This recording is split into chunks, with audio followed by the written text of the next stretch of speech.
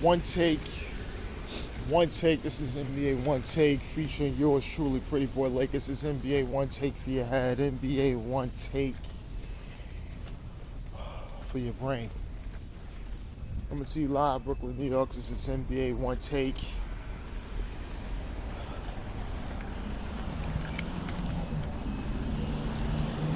May 16th, 2022. Game 7s. It's the best word in all of sports. Game 7. Game 7. Game 7. I don't even know where to go from here because both Game 7s was the coming out of players. But I'm going to go with this one first because out of all due respect,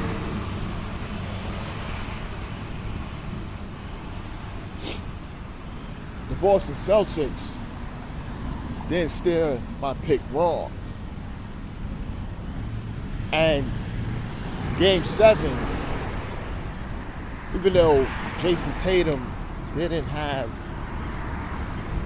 the great game that he had, he was still a catalyst with his playmaking abilities and maturation process and how he processed things and how he's getting better. Even though I always say Jason Tatum been doing the same move since he was little. I've watched Jason Tatum since he was 14, 15 years old. And, he still has like the same kind of game, but he's still great at it. And he's one of the great players in this league. I remember he was saying, is he top 10? We don't know. And he probably has the stats to say he's top 10, but it's really top 10. What's going on with him and Jaylen Brown?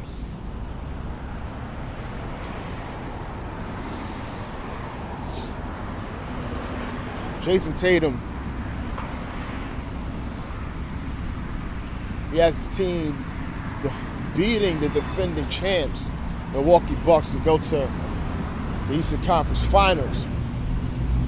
Now, and that's not even the big story. Grant Williams, and I don't want to say this word about another man. I don't like to say that.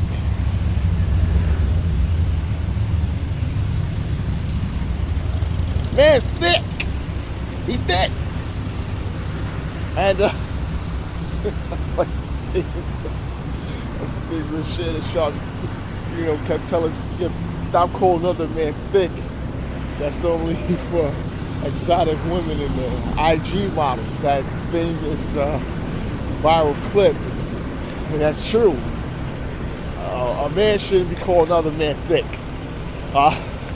But he's built like a football player. I don't know. To me, I think he's 6'7". They try to list him at 6'9". Now, I've seen him I seen him one time when the Celtics was coming off the bus towards the Barclays Center a few years back. I think he's 6'7". He got to be like 6'7" or something like that. He's not 6'9" or anything like that. He's little, but he's big. He's big. I mean, he probably sculptured to what he sculpted because he was just like football player thing. Now I think he got his weight under, but he's still like big butt type dude. But yeah, he set the record for, I think, for himself. He was hitting threes all night. He was great. Grant Williams is great. Grant Williams, he's the vice president of the Basketball Association. So he was playing well. He always goes to the corners, and he been working on his corner three since he's been in the league. go in there when he wasn't getting minutes, he'd go there, go in the corner, make sure he makes his corner threes. That's what he's always been doing. And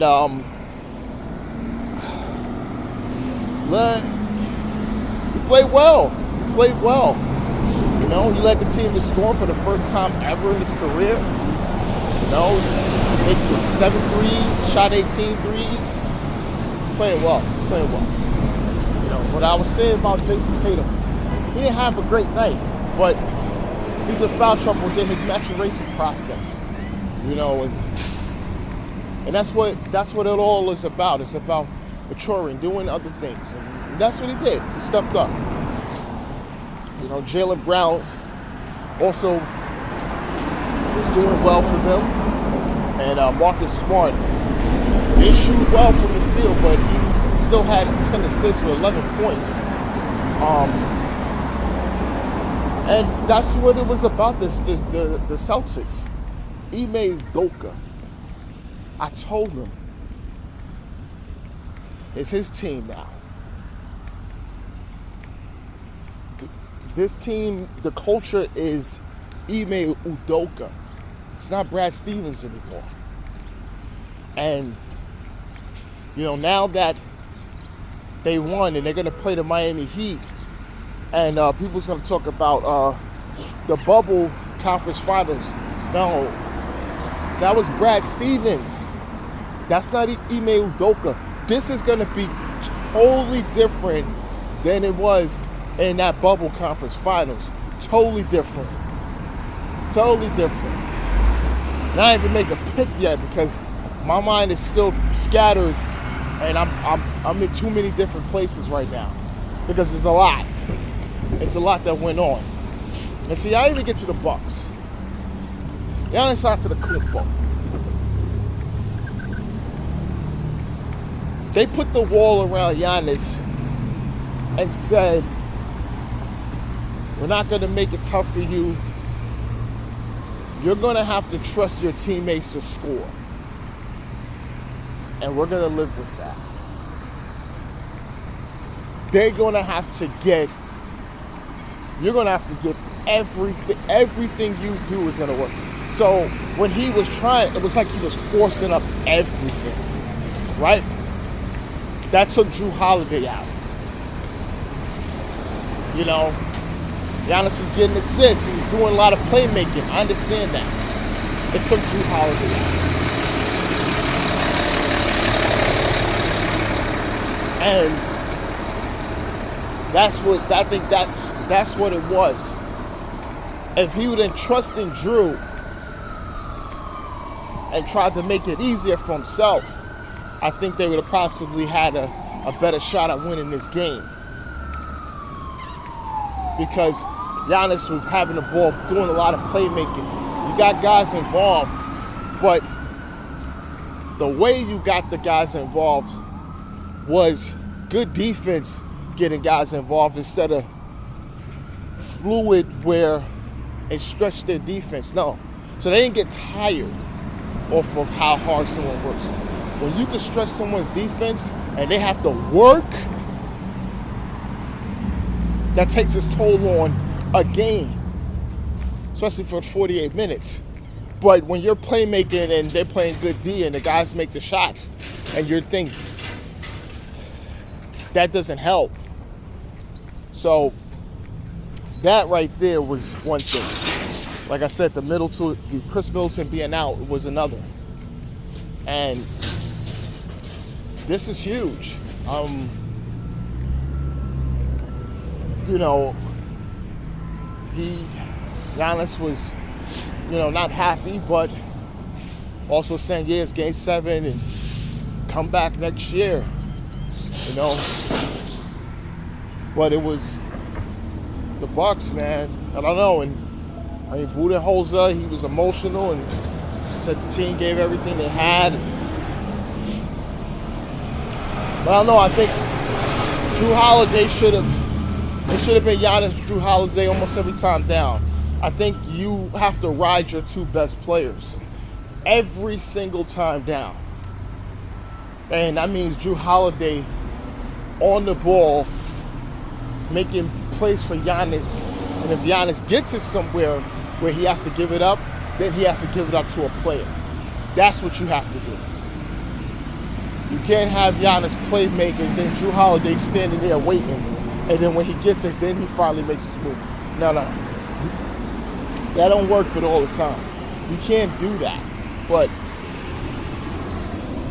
that's what happened. He played in Boston's hands. And once they was up, they didn't surrender the lead. And the Celtics and the Bucks couldn't come back. And that was just like their untimely demise. And Giannis shot real bad. How much Jrue? Jrue had, 17, 18? Giannis was 24. He had 20 rebounds. He was just not efficient from the field. He was forcing up things, trying to take it upon himself, trying to do it. And this is just a reminder of, I think the series back in 2018. It's 2018, I think, when they played Miami. But he was just trying it all himself, and then it was 18. They played the Celtics, and they put the wall around him, and it was so difficult for him to do it, But yeah, so that's what happened. Now, so the Celtics move on against the Heat, and now we have the next matchup is the Phoenix Suns versus Dallas Mavericks. And when you talk about shocking, I'm going to show you shocking, in the words of Vince McMahon. This was shocking. The Dallas Mavericks smashed the Phoenix Suns. They was almost up by they was smacking them. Yeah, it was like a whoop that trick. My God. And I don't know what was going on. Before the game, I had the Scott Foster crap, whatever like that. He called out 6 so he could make sure he played the game 7. That swerved some betters. That was just a funny thing, but you didn't need Scott Foster's questionable officiating for this one. Luka Doncic, the one, which I always classify, he's the one. And I say Luka, he's the one. Luka Doncic. And now they're going to the conference finals. And it's the first time since 2011. Spencer Dinwiddie, he was sensational. And really taking it to them.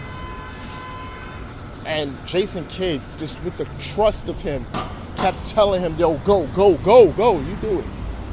And Luka having the trust and telling him to go. They was riding the hot hand and continued to do so.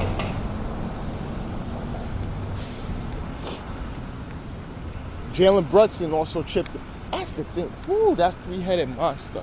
See, you got Luka Doncic, which he's just so versatile, right? Playmaker. Just so multi-versatile. Then you got Brunson. Grit, strong playmaker. Then you got Dinwiddie, shifty. And it's tough to even know what to do, how to defend it. And it was really tough for them. And they paid the price. Phoenix paid the price. Devin Booker tried. CP3 again, still, it's just thing. He even said in post game he's not retiring. DeAndre Ayton, you know, questions about him, his status coming up this season. Are they going to trade him? Are they keeping him? I don't even know what's going on with that because they didn't pay him. And I doubt that they're going to give him $100 or something million when y'all lose in the second round. They probably knew something else is there. But then guess what? Then people bringing up, because everybody said, the Suns win the title last year. They make up for not drafting Luka Doncic. But now there's going to be questions about not taking it.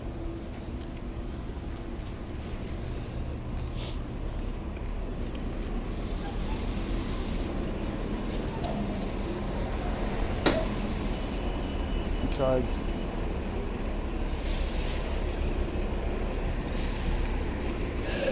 they said him and Booker couldn't play together. Yeah, that would have worked. That damn sure would have worked.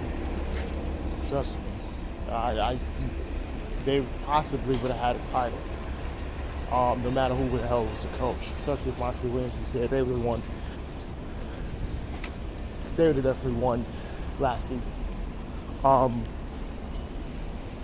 But let's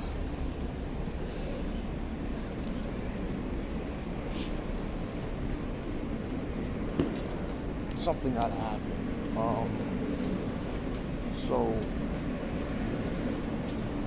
where they stand, and I think Phoenix being out, there's a lot of questions coming in next season what they're gonna do. They've been trying to run it back. They saying, but you gotta see, because this was shocking to get beat like that. We've seen people get beat like this, but this was shocking. Especially every year I've been calling them the system. And now the system broke.